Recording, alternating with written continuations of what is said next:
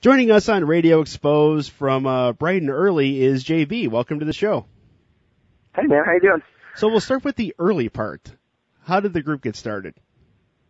Well, basically, I was looking for a band because I had written some stuff, and I went online, and I couldn't find anything that was going right. And then one of my friends was singing for a band called Tell All, and he ended up quitting the band to go play bass for a different band I was on tour, and pretty much the whole band was left without a singer. And when I heard that, I hit him up, and I was like, "Why'd you quit the band? What's going on?" He was like, "They're great dudes. I just don't feel like I'm able to be the singer, you know." And then so I hit them up, and everything kind of worked out pretty good. We ended up there were two members that were originally in the band, and then they left. It's like a weird, like, you know, I don't really count that as the start of the band. Basically, I found our drummer Matt and Pete, and then I had a friend who wanted to play bass, so we just started writing some stuff, and we threw together some of the stuff that I had and some of the stuff that they already had, and we put out our first EP that was called Louder Than Words, and that's pretty much the beginning of the band. Like, we did it all really fast within a 2-month period. All right, like in your group's history, like you had Louder Than Words, and now you have a new EP coming out. How many EPs have you guys had as Bright and Early?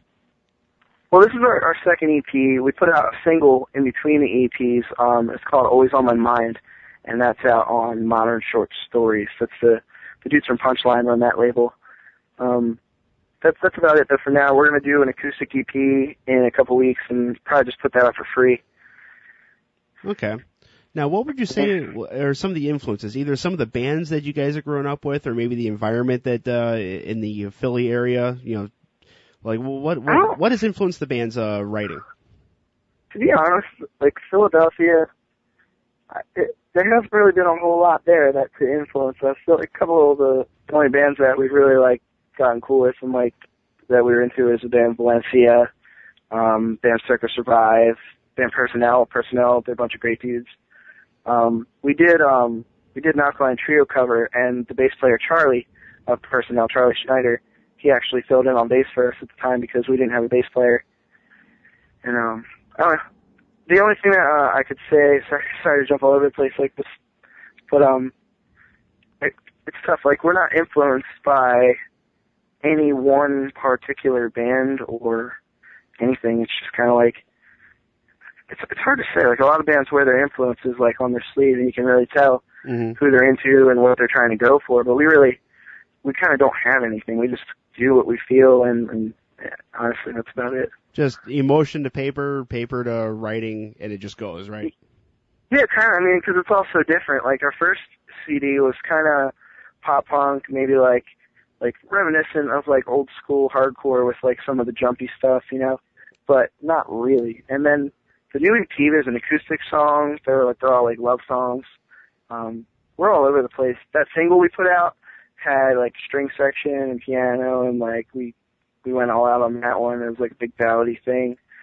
It's tough because like we all go through so much, and to write about anything to stick to one type of sound or anything like that, it just wouldn't be genuine.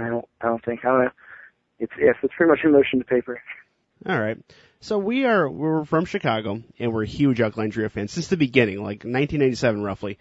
And you are the third band now that we've actually had on our show from the Alkaline Trio tribute from Pacific Ridge Records. How was that experience trying to capture that song with your style and trying to influence, or with like, let's see, what am I trying to say here?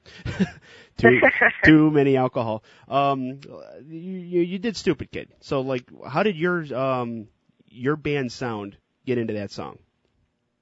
Well, see, like, it's hard to say. Like, me and Matt and I, Matt's our drummer, we're both major Trio fans, but our guitar player, Pete, he isn't. He's more into like the Steve Vai, like Stevie Ray Vaughan type of stuff, you know, like blues rock, like real guitar playing stuff. And he wanted to do something that kind of fit us, but still like had a lot of guitar work in it. And Stupid Kid just never stops. Like it's really quick in all the guitar movement, and like that was we pretty much picked like the label gave us a list of songs that we could pick from, and Matt and I were down with all of them, so we pretty much left it up to Pete, and he picked Stupid Kid, so. Stupid Kid, it's one of my favorite Alkaline Trio songs. It captures a lot of stuff that's been going on with me throughout the years, but were there any other songs that you guys considered? Yeah, we wanted to do Private Eye. I wanted to do King of Pain, Queen of Pain. I forget the actual name of that song because the title's different than the chorus. Queen of Pain, it was on the split with Hot Water Music.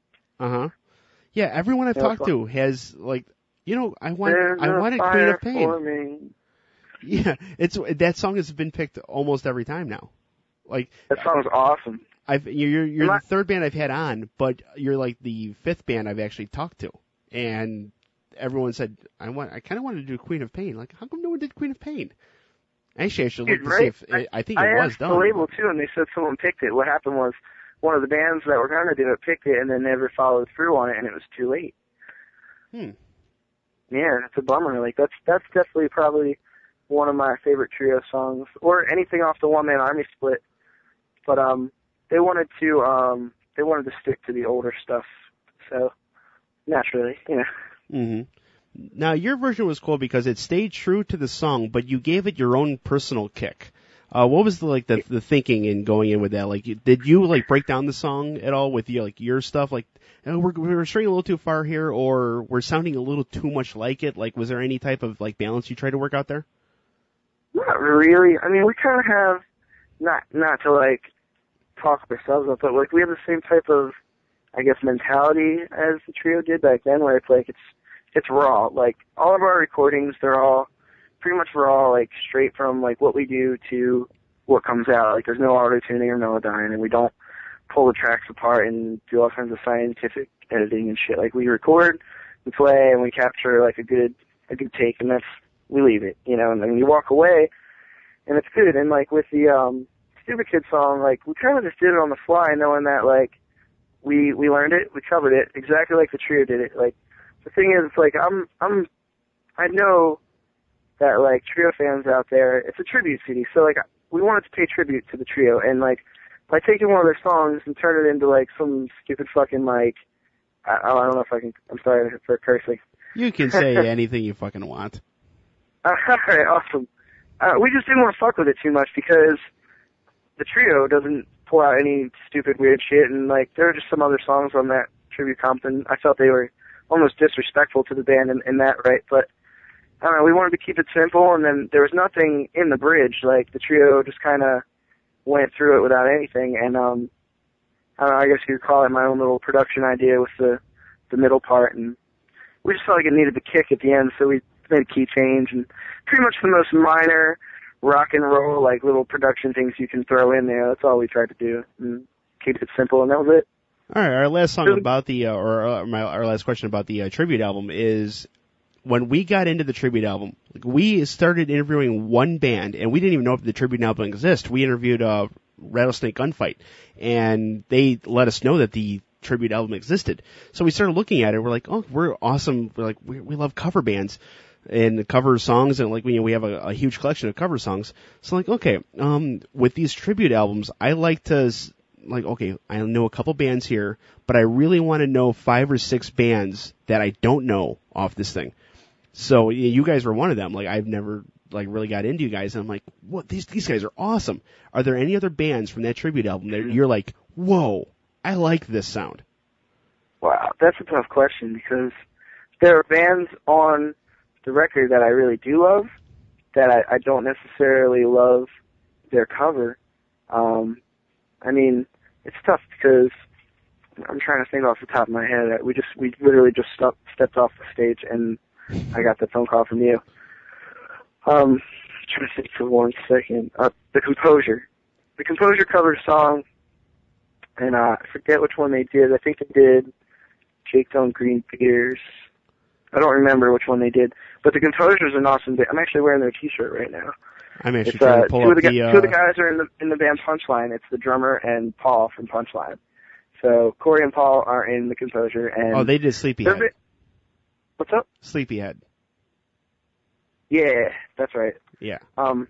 They're the type of band that would be like for modern day fans of Midtown. Like there's a lot of bands out right now, and they're all faking and jocking the same exact bullshit sound. And The Composer's one of those bands out there who are definitely not just pop rock, but not super pop punk. And there's no breakdown, there's no like bro chant, there's no singing about our friends and sitting around and being all fake. I don't know. All right. Well, now I'm not. Well, go ahead. I'm just not sure how to answer that question. There's a lot of good bands on there. Yeah, there are a lot of good bands. It's been one of my favorite compilations that came down the line. But now to Bright and Early, like your original stuff. The new EP, Getting Through It. My writing is horrible, by the way. It's like Getting Through H. What the hell does Getting Through H mean? It. Yes, it. What are some of the things that you worked on through this EP? Like, what are the things you focused on this one? Well, it's weird. Like, it's almost like, I don't want to call it a concept EP, because it's not, but all the songs are pretty much about me and this girl I was dating, and she had a lot of, like, I guess you could say, I don't want to say mental issues, but, like, emotional issues, I guess. I think we've all been there. Yeah, and, like, she pretty much ruined my life for a little while, and we weren't the type of band who was out writing love songs about girls and stuff like that, and I couldn't write anything, and I felt like I had this block, and I just needed to get that stuff out. So it's all pretty much the same theme. Like, one's kind of like being in the desperate position, like where you love someone, but then they just keep hurting you, and like for your own good, you have to get away. There's another one that's just like stripped down completely. It's an acoustic song, and it's like totally like giving up on trying to be cool or tough or anything like that, and it's totally like just like please just love me and stop this, All right. So, I don't know. We actually, I don't know if I told you this before, but we actually recorded it ourselves. We did it in our friend Mark's attic. He had a bunch of gear. We had this guy named Jake Caramanico help us with the drums. He's the guy who actually did the trio song for us, too.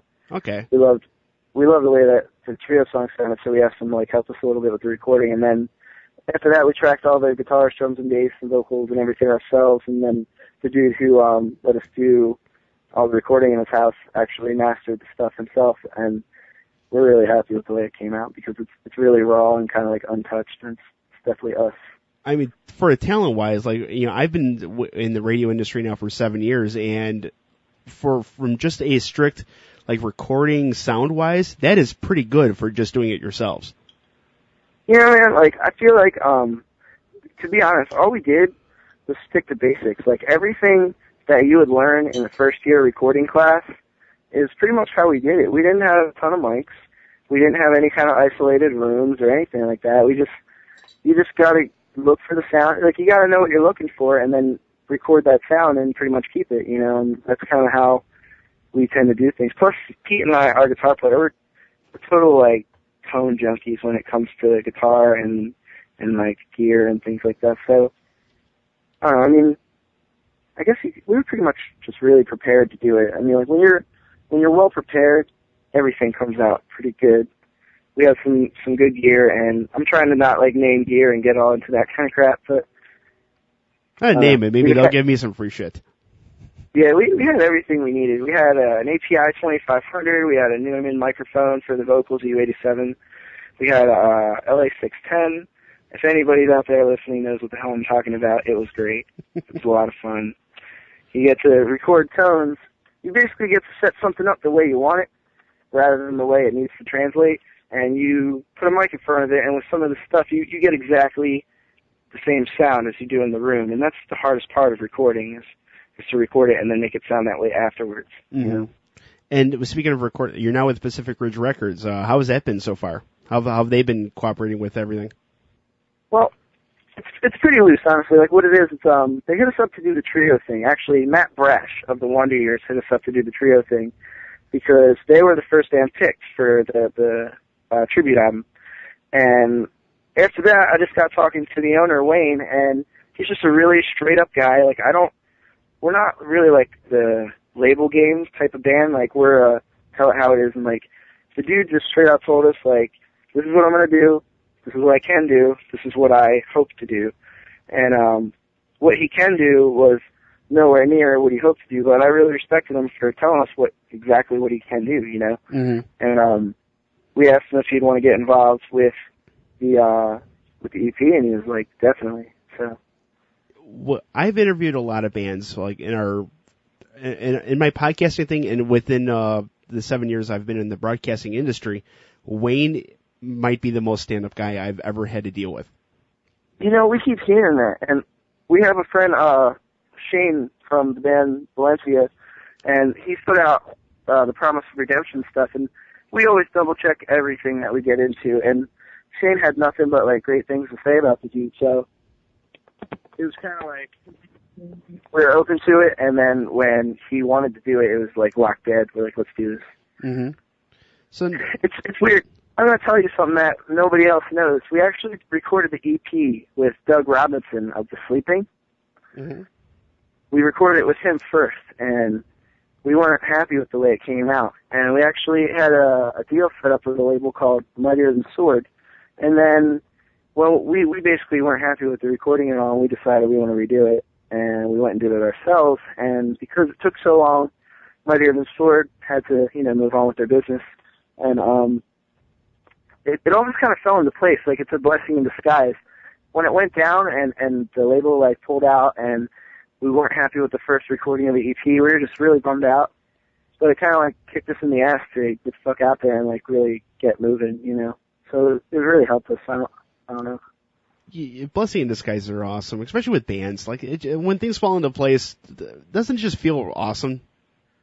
Yeah, it definitely does. I mean, like, a big part of everything that we're starting to learn is, like, you can, like, look at things as if it's kind of like a movie and, like, oh, well, there's a beginning, some kind of thing to overcome, and then the end. But that's not like real life. Real life is, like, every single thing has a negative and a positive to it, and, like, something might set you back, but really what it did is it set you in the right place to move forward with something that you might have missed out on.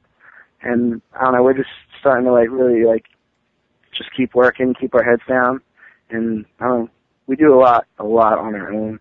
We really don't have any help. We don't have any friends bands out there being like, hey, come out on tour with us. I don't care that you guys can't draw anyone. And the whole pop punk scene is full of that, and we haven't really tried to pull any of those cards or even made any of that happen. And it's like we keep touring by ourselves, we keep touring with our friends and bands that we like, and it's really starting to come together, and we're happy about that. And none of that would have happened if we didn't get set back on the EP and kind of like get put in a shitty position, That's good to hear that you guys have found like a good groove to like just kind of sail on. Now, speaking of your tour thing, how was Warped Tour with like you were in Camden, right? Like, yeah, we only played the one date. We won the Ernie Ball battle. We didn't even we weren't sure if we should do it or not, because a lot of times those battles they make a touring band look like a small local, and then you don't get respected by other agents or anything like that. It's a stupid game, but we were kind of like, we entered the contest kind of being like, oh, okay, and then some of our friends from the area were like, get them on fucking Warped Tour, and then everybody started voting, and we got it, and it was great. With some Warped people Tour showed up to the stage. Warped Tour 2010. So to Warped Tour 2010. I'm sorry to interrupt you there. I've been to a lot of Warped Tours in Chicago, and Ernie Ball stage, some of the bands that I've seen that were on the small stage that like, whoa, who the hell are these guys? Bowling for Soup was probably one of my favorites.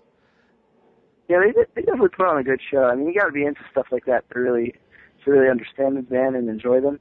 They actually went out with one of our friends' bands, a band called Just Surrender, and apparently they're like the coolest fucking guys ever, the Bowling for Soup dudes. So I've heard that from several people, but like the Ernie Ball stage, like I've gone to Warped Tour with several people, and they're like, no, the Ernie Ball stage, those are the small bands. I'm like, these are probably the good bands. Like, watch these guys. Like, I don't care who this is. Like, let's watch.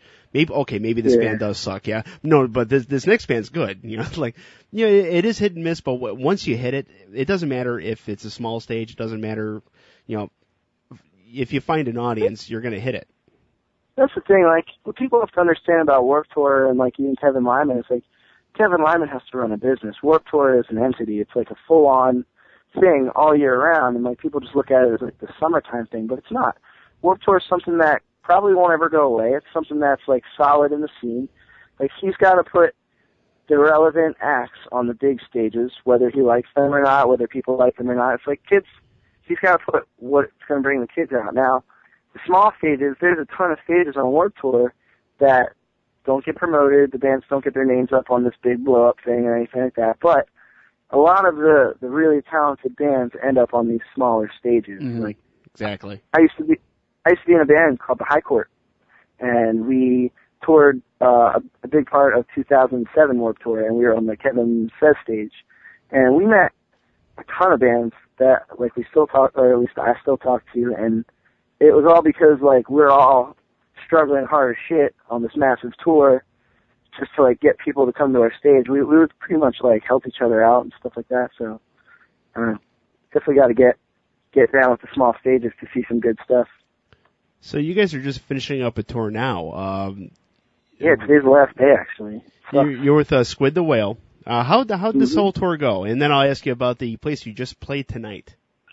Well, we played, I would say it was about 75% good, maybe like 10% fucking awesome, and then the rest of it was shit. Like, there were some dates that either the promoters just didn't show up, didn't promote. We played St. Louis while the World Series was happening, and there were literally like 3 people at our show. Ooh. We played Nashville at a club on the total outside of the city that opened a month ago, and there was only about 15 people at that show. And, like, we still put on a great show for 15 people. We're not one of those bands who are like, oh, wow, there's 15 kids. Like, the way we look at it is, like, we love to play our stuff, whether anyone else likes it or not. And I know every band out there tries to say that and they say that, but, like, we really do. We put on a show, and I know there's kids out there, if they're going to hear this, there's going to be, like, kids that were at one of these shows where there were, like, 4 of them, and they're going to be like, yeah, that's true. Bright and Early fucking went to town. Like, we break things, we sweat and bleed, and I don't know.